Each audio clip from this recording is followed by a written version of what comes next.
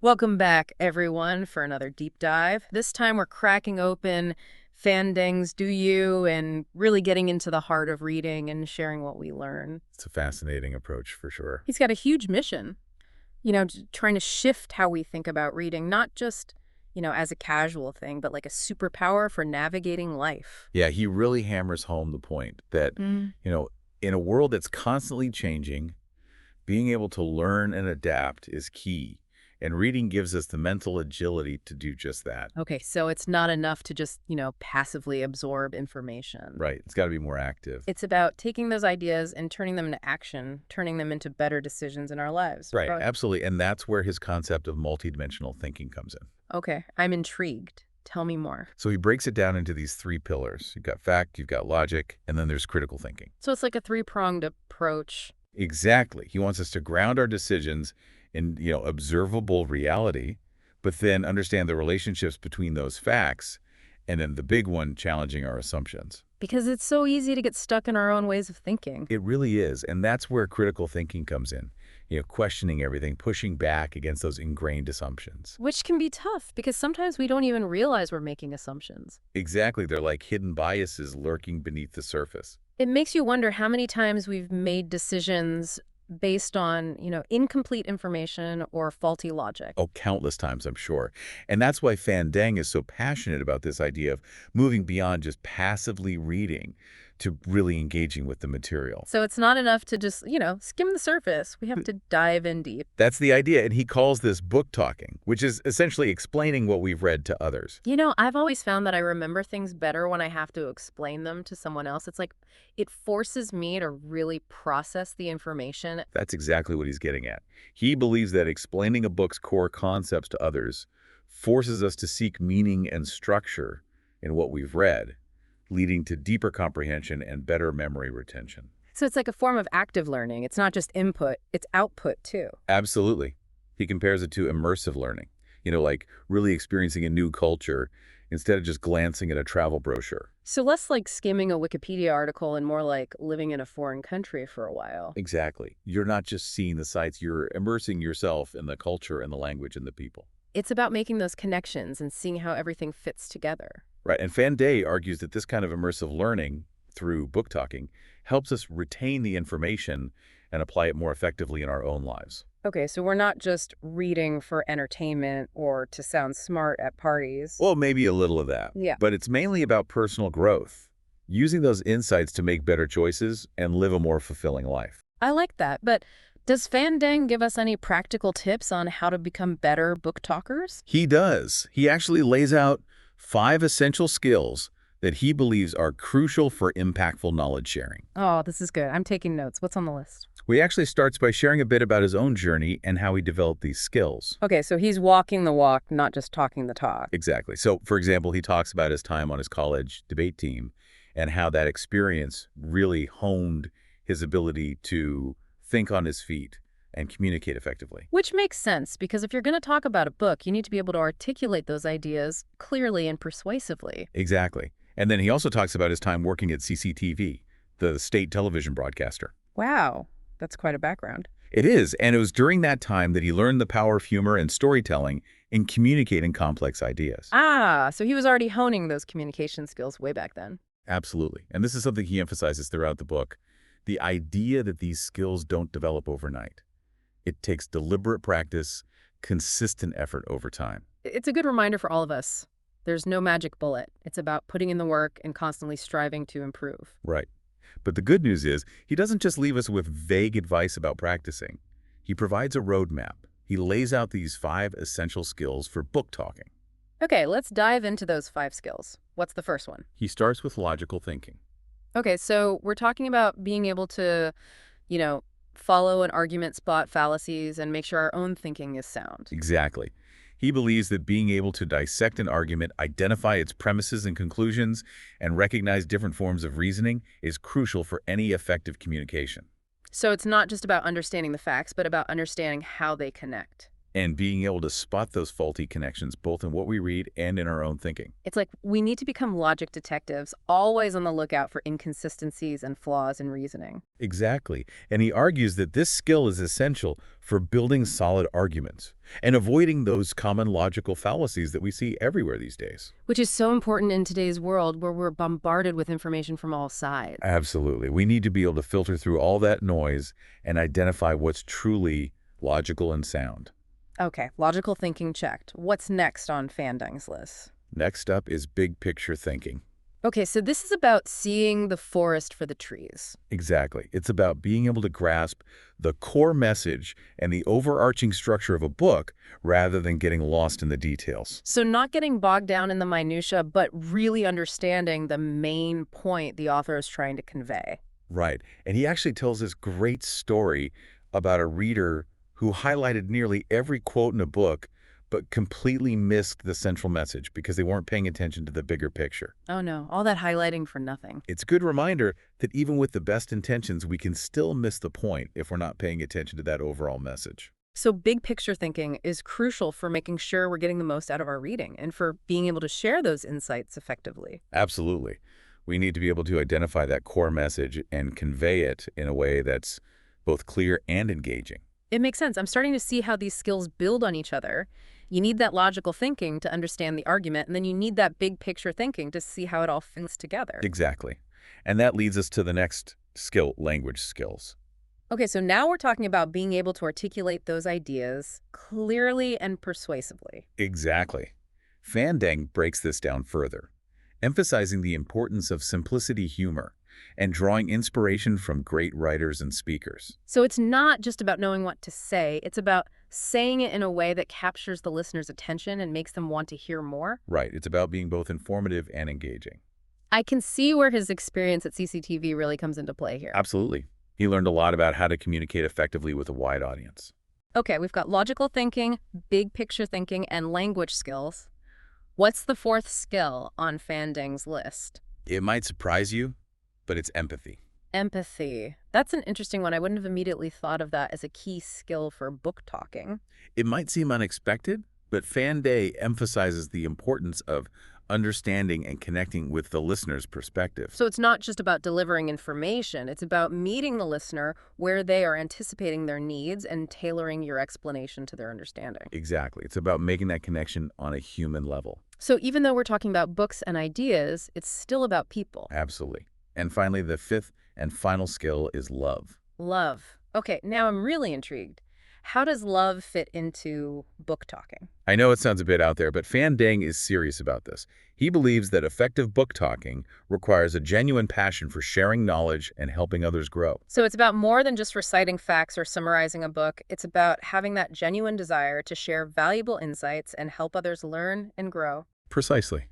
It's about making a positive impact and empowering the listener through the power of knowledge.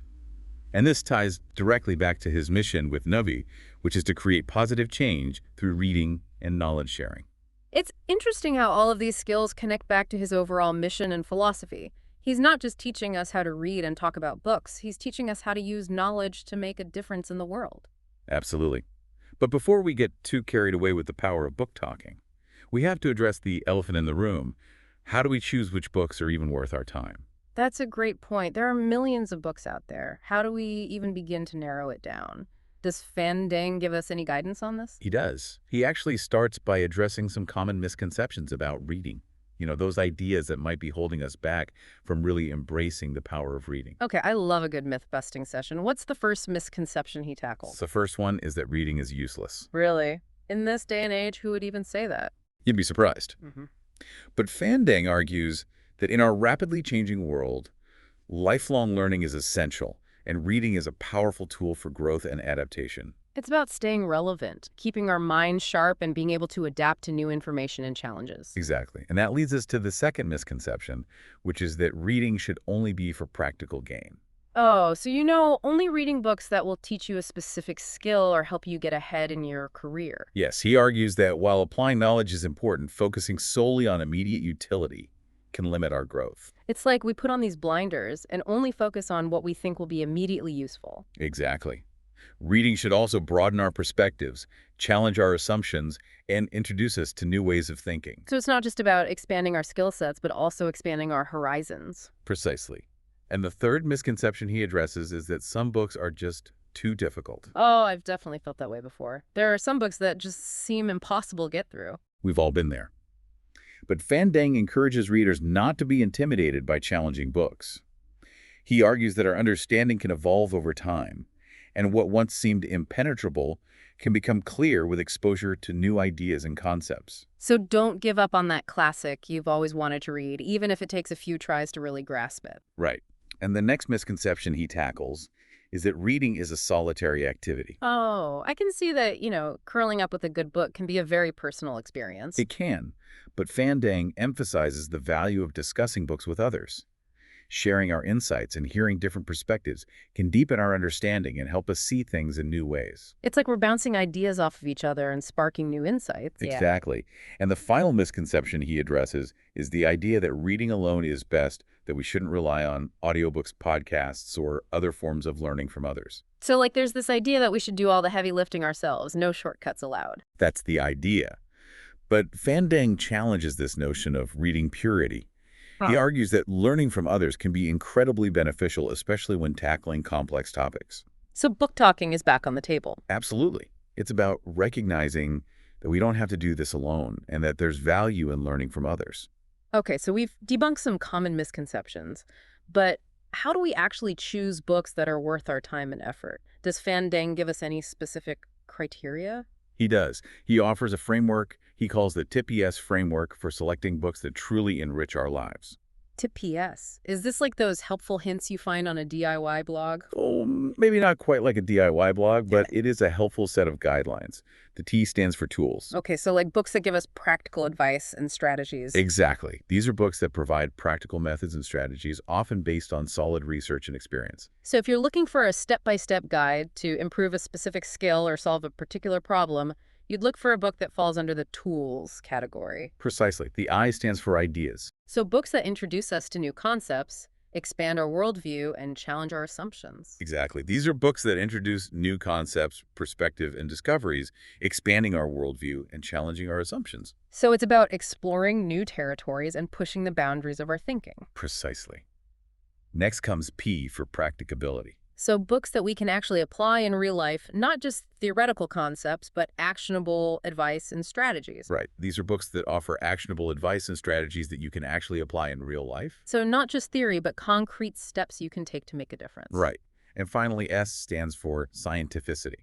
So we're talking about books that are grounded in evidence-based research and rigorous analysis. Exactly. These are books that are grounded in evidence-based research and rigorous analysis, providing reliable and trustworthy information. So no pseudoscience, no unsubstantiated claims, just solid, verifiable information. Precisely.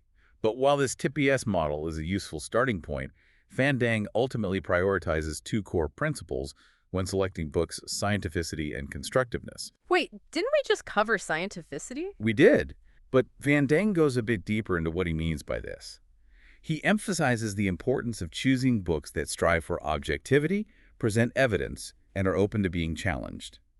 He differentiates between instrumental and realistic theories, which is a bit complex but essential to understanding his viewpoint. Okay, I'm all ears. Explain it to me like I'm 5, but maybe a slightly smarter 5-year-old, since we're talking about complex theories. Okay, deal. Imagine you're back in the time when everyone believed the Earth was the center of the universe. That was Ptolemy's geocentric model. It was a useful tool for making predictions about the movement of stars and planets. So in that sense, it was an instrumental theory. But not actually accurate. Right. And then along came Newton with his laws of motion, which offered a realistic theory, actually reflecting the truth about the world. Fan Deng wants us to prioritize books that strive for that realistic understanding, acknowledging that scientific understanding evolves over time. It's about constantly questioning and refining our understanding, seeking out information that moves us closer to the truth. Exactly.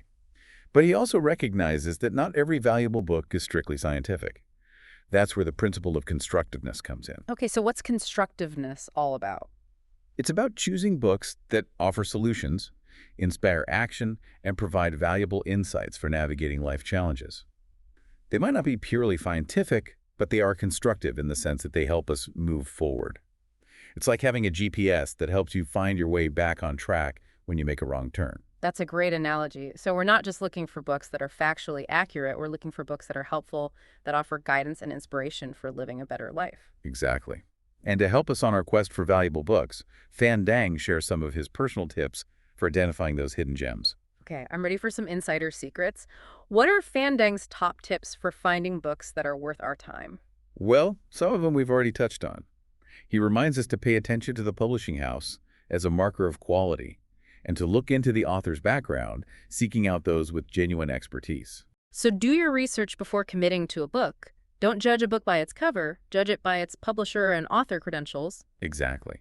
He also suggests paying close attention to recommenders, but being discerning about who you trust. For instance, he highly regards Bill Gates as a reliable source for book recommendations. Noted. Bill Gates, you're officially on my list of book influencers. What else does Fandang recommend? He also suggests exploring those recommended reading lists within books. Those little nuggets of gold hidden in the back matter that often point us towards other valuable works. So one good book can lead you to a whole treasure trove of others. It's like a literary treasure map. That's the idea. He also says to check the bibliography, exploring the sources the author used, which can be a great way to uncover more in-depth material on a topic. Okay, that's 4 tips. Are there any more? Yes, 2 more. He reminds us to always focus on the book's central problem and solution. Does it tackle a relevant issue and provide actionable strategies? If not, it might not be worth your time. So before diving in, ask yourself, what problem is this book trying to solve, and does the solution resonate with me? Exactly.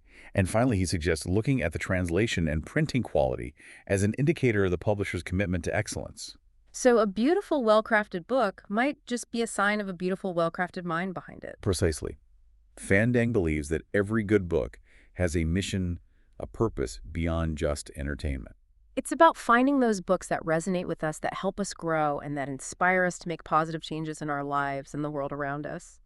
I think that's a great place to pause for now. We've covered a lot of ground, but there's so much more to explore. It's really fascinating how he sees every good book as having this mission, a purpose beyond just, keeping us entertained.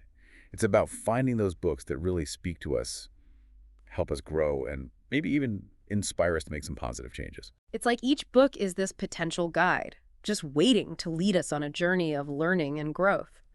But, if we think about this idea of reading having a purpose, it makes you wonder how our understanding of a book might change over time as we, gain more life experience. That's such a great point. He actually talks about this idea of knowledge rumination, like letting those ideas from the book simmer in our minds, connecting with new experiences and knowledge we pick up along the way. It's like that book you just couldn't quite grasp in your 20s, suddenly making perfect sense in your 30s. The ideas were there all along, but you needed that life experience to really connect with them. Exactly. It's like the book was waiting for you to catch up. Hmm.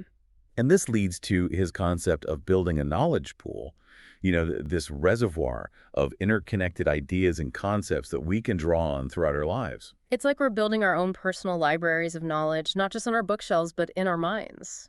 So how do we go about filling this knowledge pool? Where do we even begin? Well, he believes that certain areas of knowledge are essential for navigating the complexities of the modern world. He starts with economics. Economics. I have to admit, that's not usually my go-to genre when I'm browsing for books. I get it. But he argues that understanding basic economic principles is crucial for everyone, not just, those working in finance. So it's less about becoming a Wall Street whiz and more about understanding how things like supply and demand, inflation, and trade agreements actually impact our lives on a daily basis. Exactly. It's about becoming more informed citizens and making smarter decisions in all areas of our lives. He even recommends a book called The Economic Way of Thinking as a great starting point for anyone who wants to boost their economic literacy. Okay, I'm adding that to my reading list. What other areas does he suggest we explore? Next up is psychology.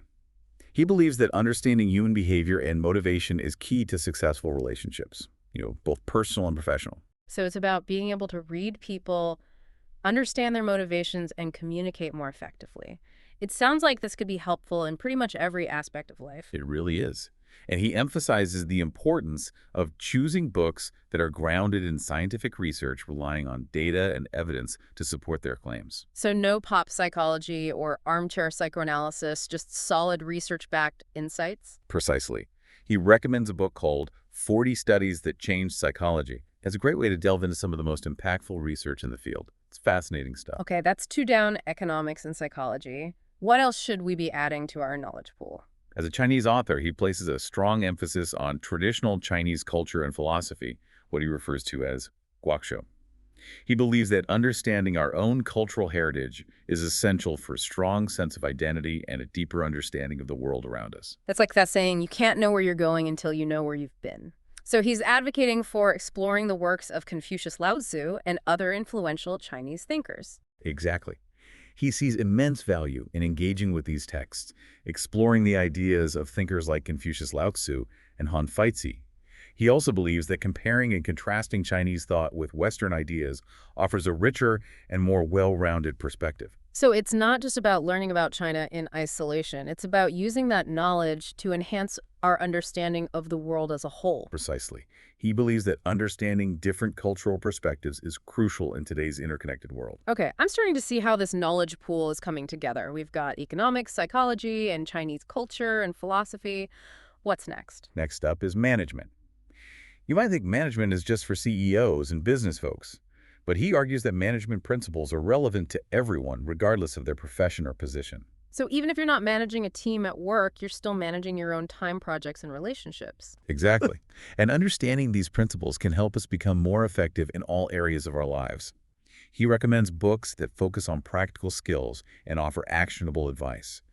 Nonviolent communication, crucial conversations, and crucial accountability are some of his favorites. Those sound like great resources. I'm definitely going to check those out. What else is in this knowledge pool? He also believes it's crucial to develop an understanding of the natural world. So natural sciences are a key component of his framework. So we're talking biology, physics, chemistry, those sorts of subjects. I have to admit, science was never my strongest subject in school. I understand. But he stresses that staying up to date with the latest scientific discoveries is crucial for understanding the world around us.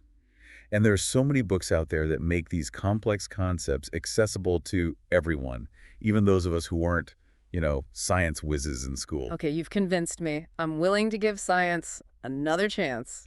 Any recommendations? He suggests exploring books like Sapiens and A Short History of Nearly Everything.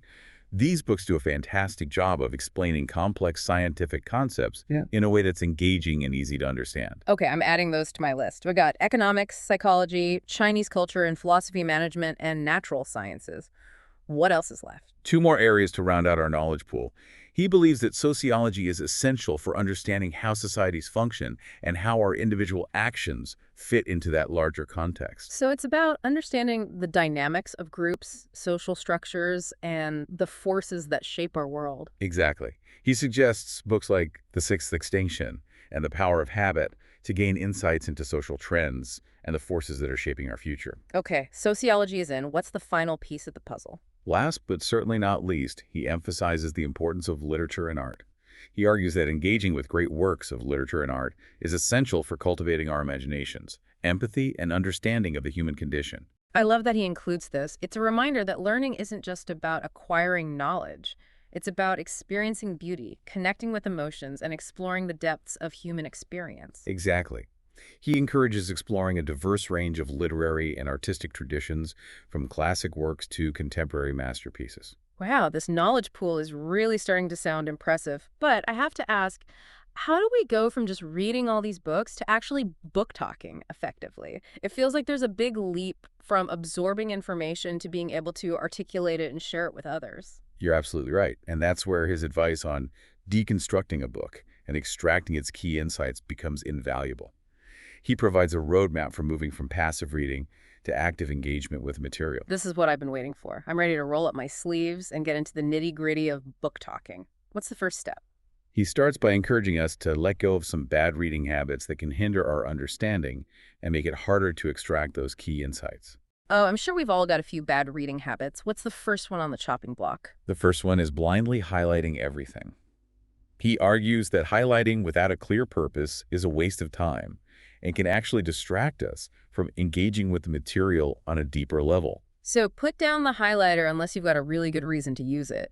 It's about being selective and focusing on the most important points, not just creating a rainbow of colors across the page. Exactly. And the next bad habit he tackles is reading without a clear purpose. So no more aimlessly wandering through the bookstore picking up whatever catches our eye. Well, a little aimless wandering can be fun, but when it comes to serious reading, he believes that having a specific goal in mind helps us focus our attention and get the most out of the experience. So before we even open a book, we should ask ourselves, why am I reading this? What do I hope to learn or gain from this experience? Precisely. And that leads us to his key strategy for effective book deconstruction: identifying the book's central problem and solution. He believes that every good book sets out to solve a specific problem and offers a path forward.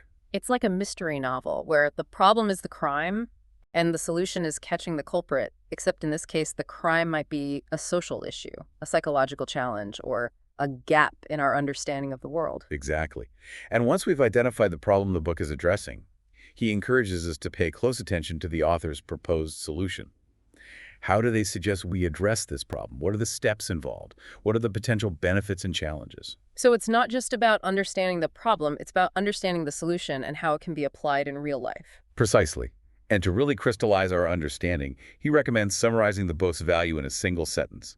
He calls this finding the dragon's eye. The dragon's eye, that sounds intense. It is, in a good way. It's about finding that one sentence that encapsulates the essence of the book, that captures its core message. So it's like distilling all of that knowledge and insight into a single potent drop. Exactly. And once we've found the dragon's eye, we can move on to understanding the author's argument. This is where we delve into the book's structure and logic, analyzing how the author builds their case. So we're not just passively absorbing information, we're actively engaging with the text, identifying the key points and analyzing the author's reasoning. It sounds like this requires a whole new level of mental engagement. It does, but it's also incredibly rewarding. It's like solving a puzzle, piecing together the different elements of the argument and seeing how they all fit together. Okay, I'm ready to put on my detective hat and start analyzing.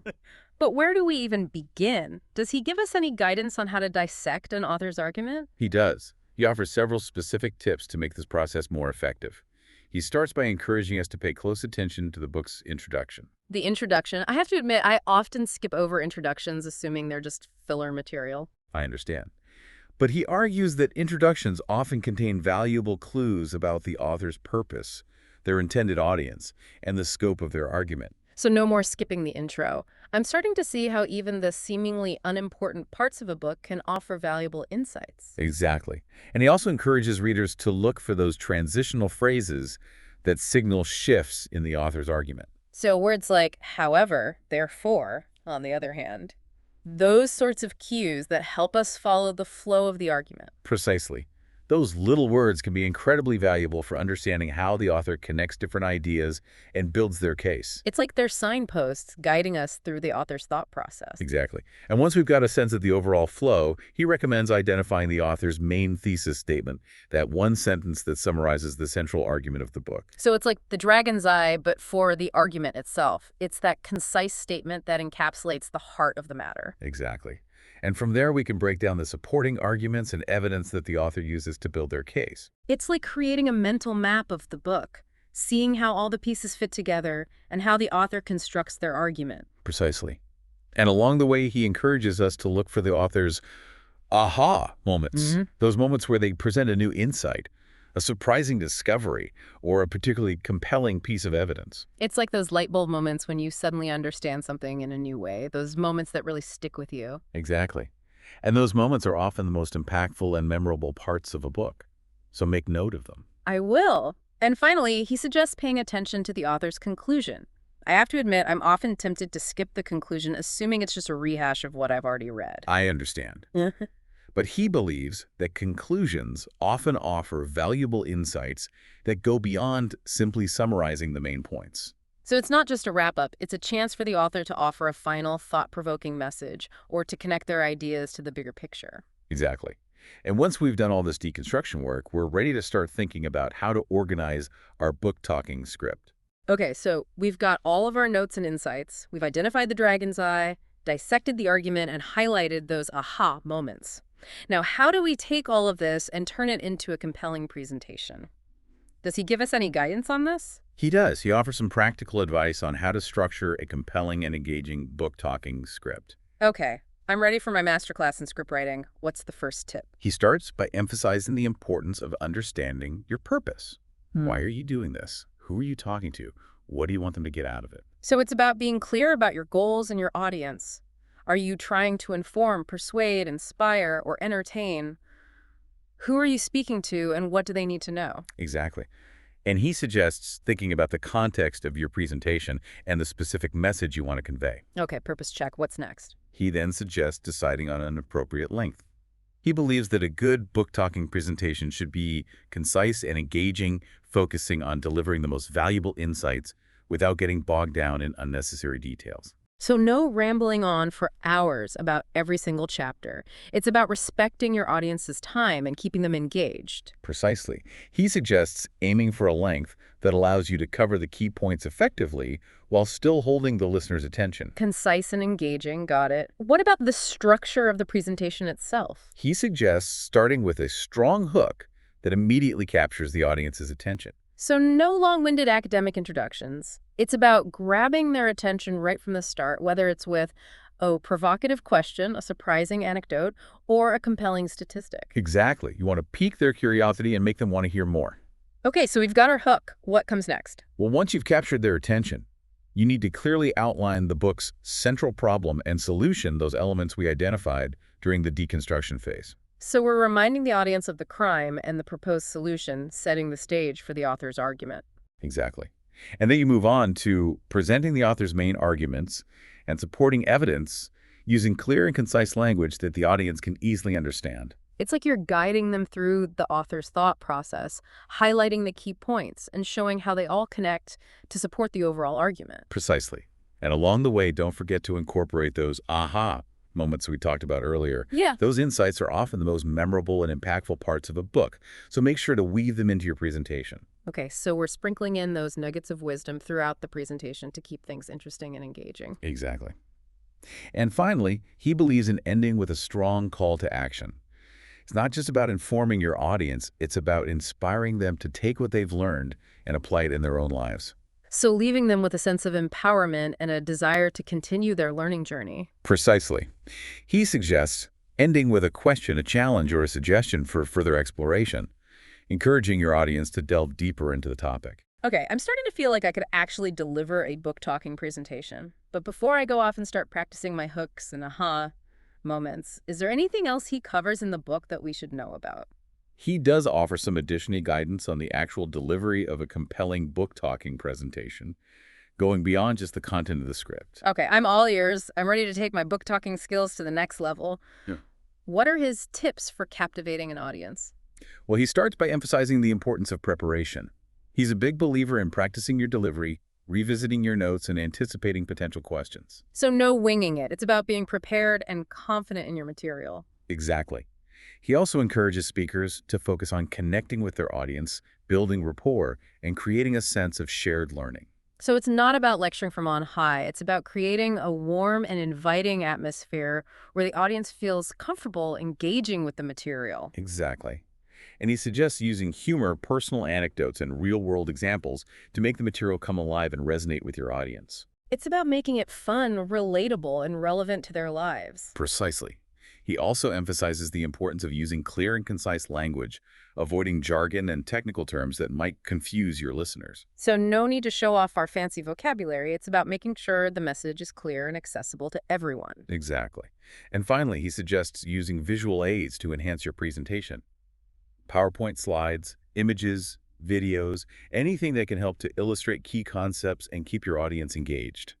So we're pulling out all the stops. It's about creating a dynamic and engaging presentation that brings the book to life and makes the learning experience memorable. Exactly. He believes that knowledge is most powerful when it's shared and applied, and he encourages us to embrace the role of knowledge sharers, spreading valuable insights and empowering others to learn and grow. I love that vision. It's about creating a ripple effect of knowledge and inspiration, empowering others to unlock their own potential through reading and book talking. Exactly. He wants us to see ourselves as part of a larger community of learners, constantly sharing ideas and insights to help each other grow and thrive. This has been so insightful. I'm feeling truly inspired to not only deepen my own engagement with reading, but to share those insights with others and contribute to that larger community of learners. Wow. I don't know about you, but I'm feeling pretty pumped after diving into all these ideas from Fan Ding. Me too. It's like a total mind shift. It really is, and there's just so much to unpack here, you know? It makes you want to run out and grab a stack of books. Right. But I think the challenge for all of us is to take these insights and actually apply them in our own lives. Exactly. We've covered so much ground, you know, the power of book talking, building that diverse knowledge pool. What really sticks out to you as the biggest takeaway? For me, it's that emphasis on how knowledge is always evolving. This knowledge rumination thing really got me thinking, revisiting books and ideas over time. Because our understanding changes as we experience more life. You know what I mean? It's like what you learn becomes part of who you are. You're not just reading a book and checking it off the list. It's like those ideas become part of your mental landscape. Exactly. And that brings us back to that Swiss Army knife learner idea. Hmm. It's not about being a specialist in one thing. It's about having this whole toolkit of skills and knowledge ready to tackle whatever comes your way. So we're not just a screwdriver or a can opener. We're the whole set ready for anything. That's the idea. Hmm. And that's what makes his approach so empowering. It's not just read more books. It's here's how to make reading a lifelong practice, a way to keep growing and evolving. He's giving us the tools to become better readers, you know, more critical thinkers, better communicators. Exactly. It's about using knowledge to make a positive impact on our lives and, the world around us. He wants us to be active learners, not just passive consumers of information. We should be out there using what we learn to make a real difference. Right. So as we wrap up this deep dive into Fandang's, the question for all of you listening is, what areas of knowledge would help you become that versatile, adaptable learner? What would it take for you to become a Swiss Army knife, ready to tackle any challenge? Think about what you're curious about, what skills you want to develop. What's one small step you can take today to start expanding your knowledge pool and sharpening those mental tools? He's given us the roadmap. Now it's time to take the journey. And remember, reading isn't just a way to pass the time. It's a powerful tool for growth, transformation, and creating positive change. Absolutely. Thanks for joining us on this deep dive, and a huge thanks to our expert for breaking it all down for us. We'd love to hear your thoughts, too. What really resonated with you? What are you inspired to explore further? Share your insights with us and keep the conversation going. Until next time, keep reading, keep thinking, and keep diving deep.